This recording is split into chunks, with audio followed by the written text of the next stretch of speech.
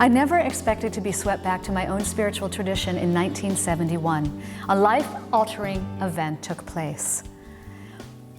In 1971, in July, I was in a devastating car accident. I was confined to a hospital bed for 4 months, grasping for any threads of existence left inside of me. Massachusetts General Hospital became my home, and it was also home for my older brother and my mother, who was 4.5 months pregnant. And within split seconds, my world and everything in it came to such a debilitating halt. We were hit head-on at 100 miles per hour, and my father, who I really loved and respected, was killed. And our family dog was shot by a state trooper simply because she was so mangled and in such pain. And I awoke to a flood of lights and so many doctors towering over me, with so many tubes pouring out every crevice of my body. I couldn't walk because I couldn't feel my legs, and I couldn't even go to the bathroom, a simple daily function taken for granted. I was flat on my back because my injuries were so severe. But living in the intensive pediatric ward for months on end only intensified my thoughts of who would be the next child to die, and I always thought I would be the next child. And yet I heard this fierce voice inside me, and I really didn't understand the voice, but I knew I had to trust it. I wasn't really able to articulate what that voice said to me, but I was determined to walk out of that hospital one day and to live my life again.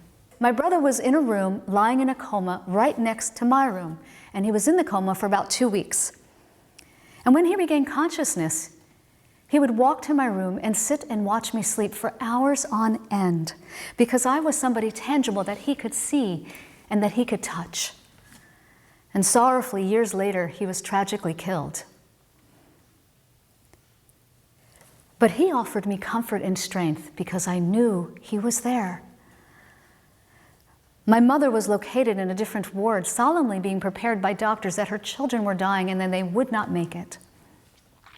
And I was also being prepared by doctors that I would never ever walk again, and I would never ever be able to have children.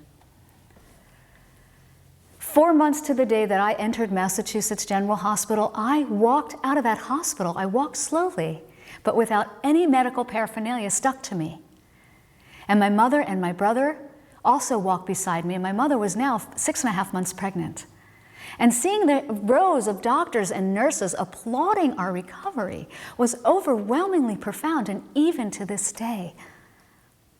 And less than 3 months thereafter, my beautiful young brother was born, whole and perfect. And that is hope. Our reclamation, folks, into living again is our pain. And despite how often we become so brilliant at stuffing it down, the universe will always provide us with opportunities to seize it over and over again. And when we allow ourselves to succumb to that pain, we can understand it better. And I remember I would scream at God, I would coil at God, I would beg the higher power to please take away this inner emotional pain and even my physical pain, but it would never go away.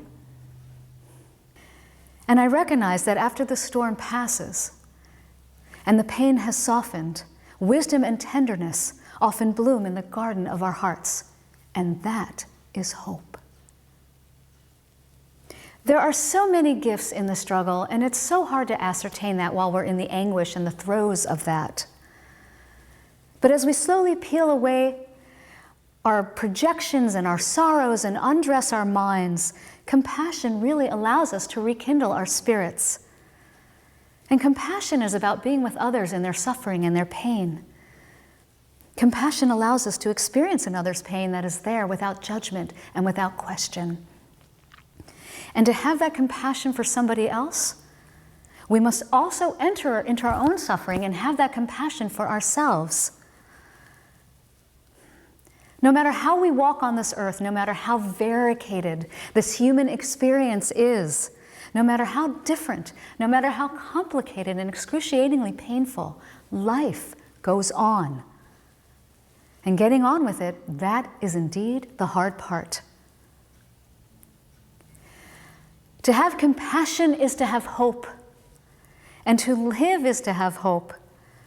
I know that the tenacity of our spirits can be marred by such excruciatingly hard challenges on this earth plane.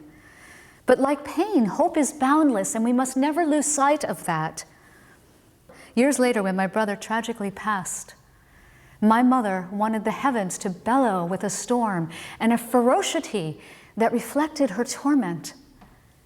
And instead, the sun shone brilliantly. And perhaps that was hope. There's no reason to justify pain of any kind.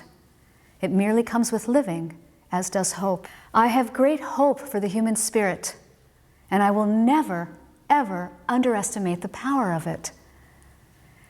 The greatest thing we have is life, and where there is life, there is always hope. And as we stand alone with ourselves, we can share the sunlight as much as we can share the rain. And we can share the worst contradictions in our lifetime, and we can be easily enveloped by our losses and our pain. But in our sweetest dreams, we are also blessed by the gifts of them. Suffering is agonizing. And as I awaken, I'm still in that process. I pray that you too will gently awaken and grasp and gather the threads of your life with a dignified hope. Thank you.